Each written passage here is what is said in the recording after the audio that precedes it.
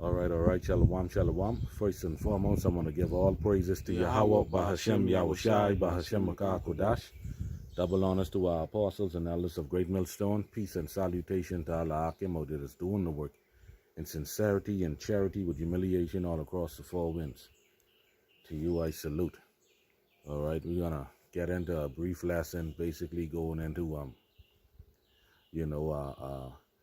this red piece of rag or red cloth, that these people, they have in their, behind their door, and in the corner of their houses, and they taking this red cloth and putting it there and saying, man, that symbolizes the blood of Yahushai. God. But really and truly, they don't understand what that means. All right. That was something to be done physically, so that when the angel of death, passed through, he would actually pass, God. over the Israelites. God. All right. That's what that represents. All right. And that was to be done physically. But now, all right, Yahushua came and he did his works on the cross. Now everything is basically spiritual.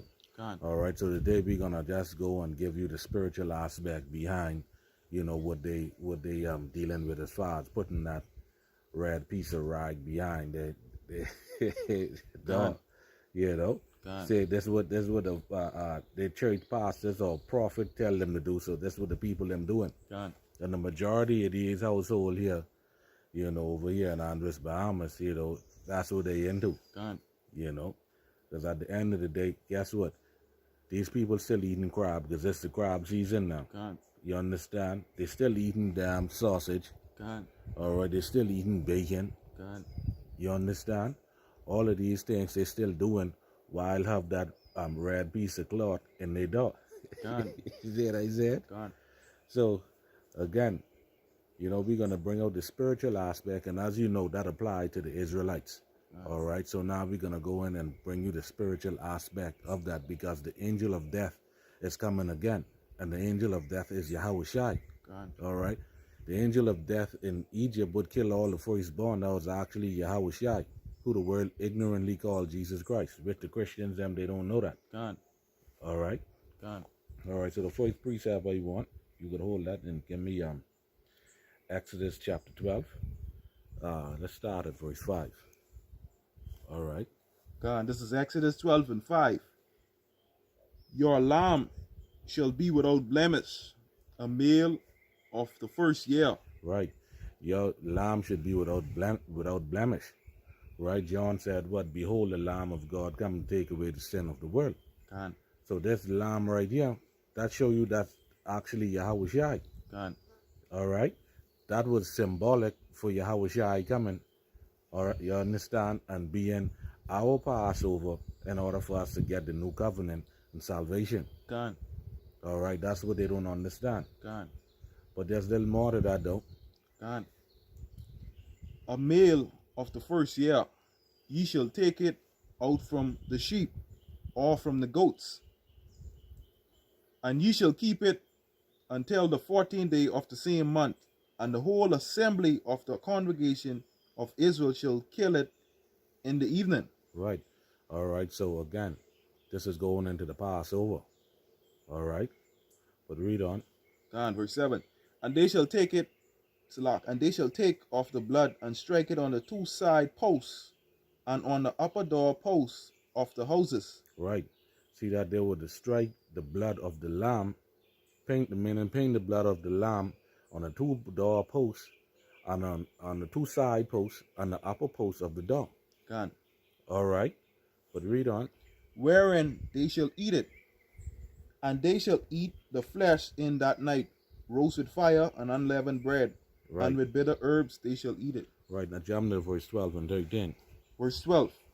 For I will pass through the land of Egypt this night, and will smite all the firstborn in the land of Egypt, both man and beast, and against all the gods of Egypt I will execute judgment. I am the Lord. All right. That's it. Verse 13. Verse 13. And the blood shall be to you for a token upon the houses where ye are. And when I see the blood, I will pass over it. and the plague shall not be upon you to destroy you. Then I smite the land of Egypt. Right. All right. So again, see, that's what they say in the blood is. That's what they say in that cloth is Salakia. God. All right. They say in that cloth symbolizes the blood of Yahweh Shai. So when he come, you understand, he would pass over their household. God.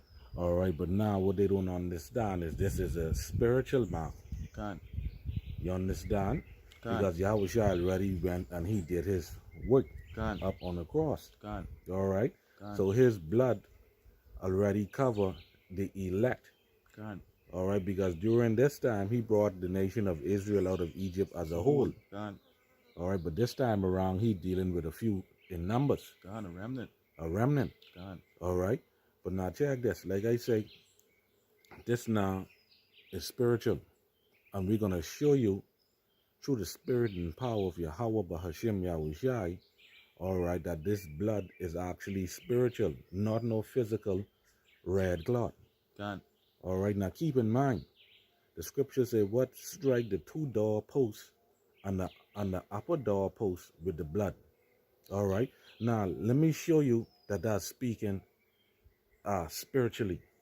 God. All right, because the scriptures is manifold. God. The Old Testament was done in the physical sense, and the New Testament is spiritual. God. All right, so now let's get that same thing in the New Testament and bringing out the spiritual aspect behind it. All right, let's get Revelation chapter 3, verse 20. Go straight to the point. This is Revelation chapter 3, verse 20. Behold, I stand at the door and knock. If any man hear my voice and open the door, I will come into him and will sup with him and he with me. Right, it said, behold. Read that line again. Behold, Revelation 3 and 20. Behold, I stand at the door and knock. Right. He said, behold, I stand at the door and knock.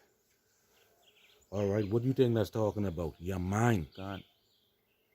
All right, because Yahweh Shai ain't coming physically to knock on your house door. God. God. You see what I said? God. He said, behold, I stand at the door and knock.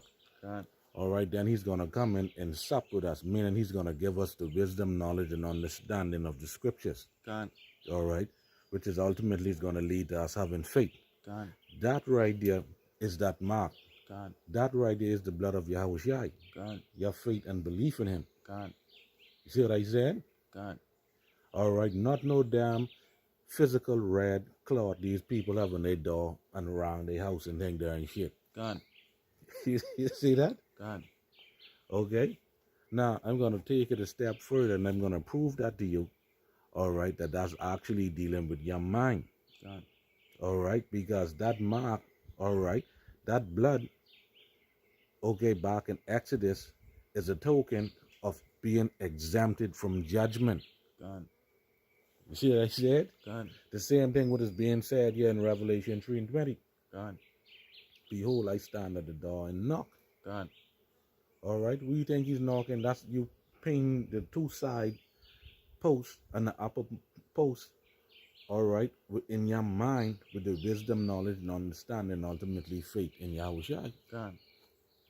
All right? God. But let's get some more on that, God. okay? Let's get Ezekiel chapter 9. All right, because this make it plain. And this cut that red rag. God. All right? Absolutely. And moreover, that was something done to the Israelites. God. For the Israelites. God. All right, Salaki, all right. That was instructions given by Moses to the Israelite as to what to do. God. These people, they ain't calling themselves no damn Israelites. They calling themselves Bahamians. God. Absolutely. God. See what I'm saying? God. All right. Ezekiel 9 and 4, and I want you to look up the word mark. God. This is Ezekiel 9 and 4. And the Most High said unto me, go through the midst of the city, through the midst of Jerusalem, and set a mark upon the foreheads of the men that sigh and cry for all the abominations that be done in the midst thereof. Right. It says, set a mark upon the foreheads of the men. You see that? God. Now, the same thing Yahweh Shai said, what? Behold, I stand at the door and knock. God. Right now, Ezekiel is saying, what? Set a mark upon the forehead. All right, would let you know that, hey, that blood, all right, symbolizes the wisdom, knowledge, and understanding and faith in Yahweh Shai. God, And through your belief, God, all right, in Yahweh Shai, and you being obedient is what is going to cause you to be exempt from judgment. This is why he's going to see that and look at that as a token and going to pass over you. God, absolutely.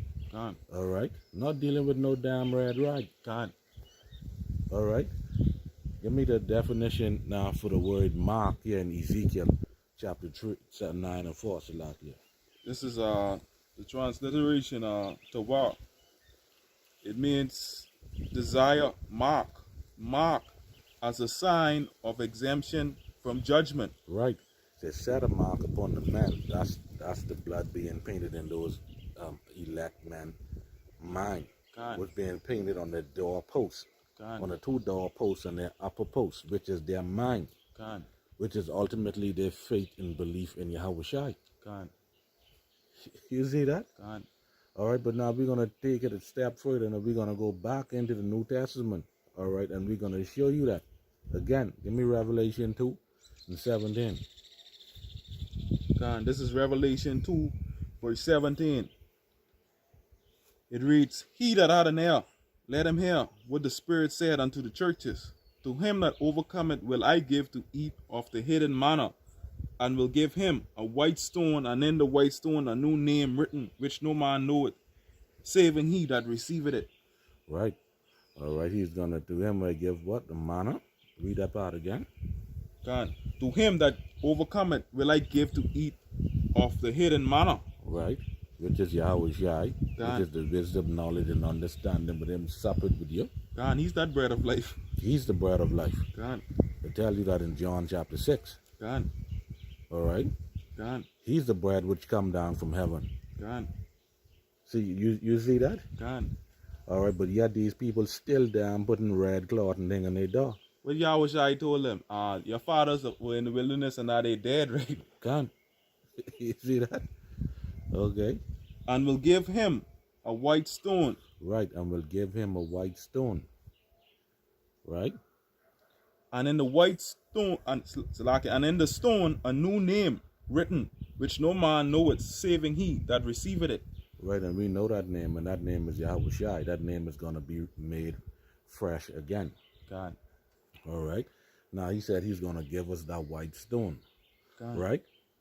Now, why did Yahweh Shai say that he was going to give us a white stone?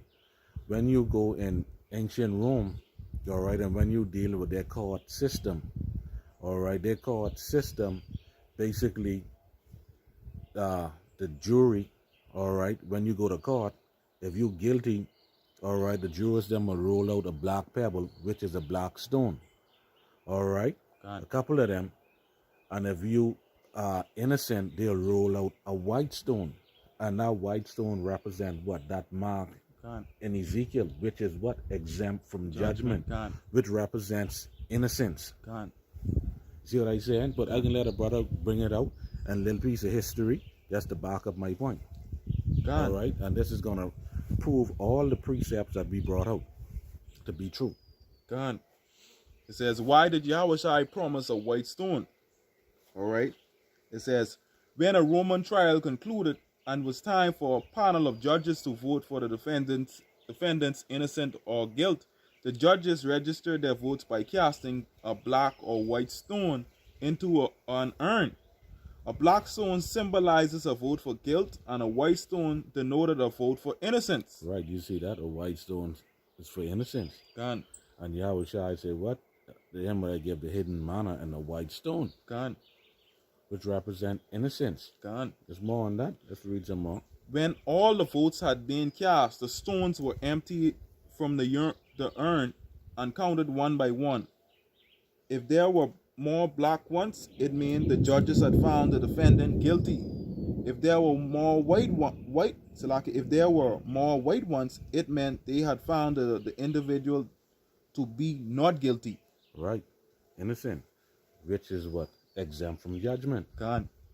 All right. God. Which that's going into your faith and belief in Yahweh Shai. God. You understand? So again, by you having this piece of rag, in your door, behind your door, on the four corners of your house, that ain't gonna do shit. God. All right? That ain't gonna do shit. God. Anything else you want to add? Yeah, this last part. Therefore, like the scripture said in Revelation 2:17, therefore when Mashiach offered a stone, a white stone to overcome us, placing a definite emphasis on the word white, it meant, I have reviewed all the evidence and I have judged you not guilty. Done. And I have judged you not guilty. God. All right. So again, the red rag can't do shit. God. All right. Good. All right. So with that, I want to give all praises to Yahweh, Bahashem Yahushai, Bahashem Makakodash. All right. Shalom, Nabad Babal.